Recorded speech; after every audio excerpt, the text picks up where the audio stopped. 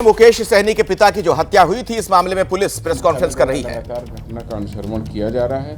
जो हमारे प्रयास हैं उसमें वैज्ञानिक अनुसंधान और जो आसपास के साक्ष्य हैं वो तकनीकी साक्ष्य हैं, सीसीटीवी, मोबाइल फुटेज और आसपास के लोगों के बयान के आधार पर हम लोग शीघ्र ही कांड का उद्भेदन करने में सक्षम होंगे और घटना में संलिप्त अपराधकर्मी को गिरफ्तार करेंगे। ऐसी हमारी टारगेट है और इस तरीके पर हम लोग कार्रवाई कर रहे हैं।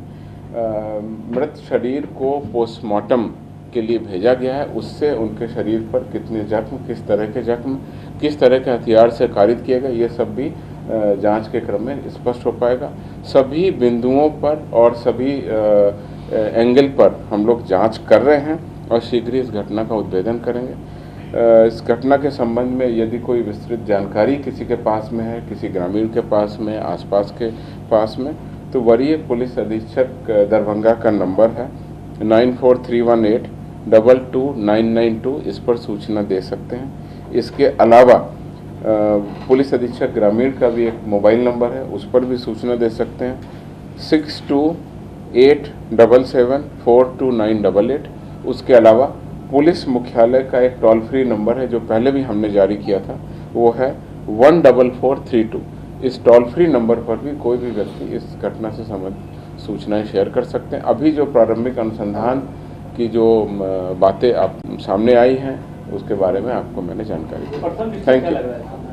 अभी घटना की जांच की जा रही है। उसके बाद जब मैंने आपको बताया सारे कड़ी, सारे सूत्र और फॉरेंसिक टीम एक बार अपने घटनास्थल का पूरा जाँच कर लेगी, सारे तथ्यों को सामने लाएगी, तो कड़ी जोड़कर हम लोग आगे की दिशा में आगे बढ़ेंगे और आपको अवगत कराएंगे।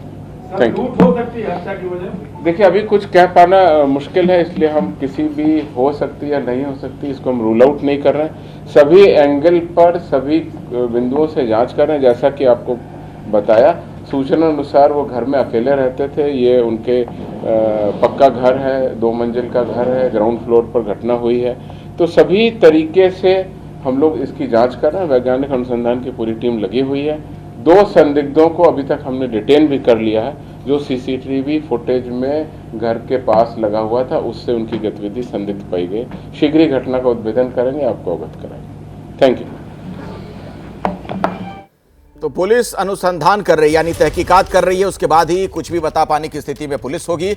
एक ऐसी घटना यह है जिसने न सिर्फ पुलिस प्रशासन को सवालों के घेरे में ला दिया है, बल्कि जो बार बार नीतीश कुमार सुशासन का हवाला देते हैं उस पर भी सवाल खड़े हो गए हैं।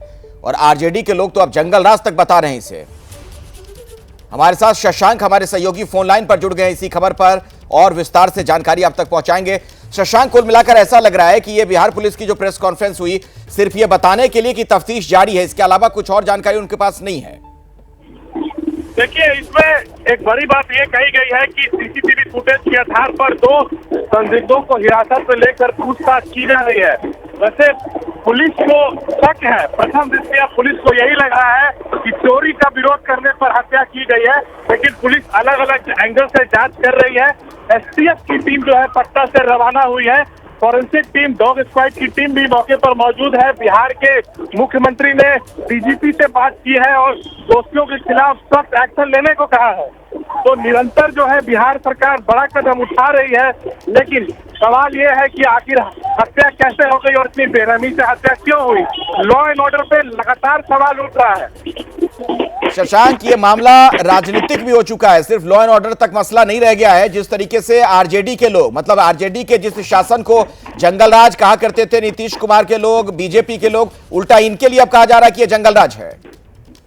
जी बिल्कुल, आए दिन बिहार में बड़ी आपराधिक घटनाएं हो रही है। पिछले साल 3 पुलिस वालों की हत्या हुई।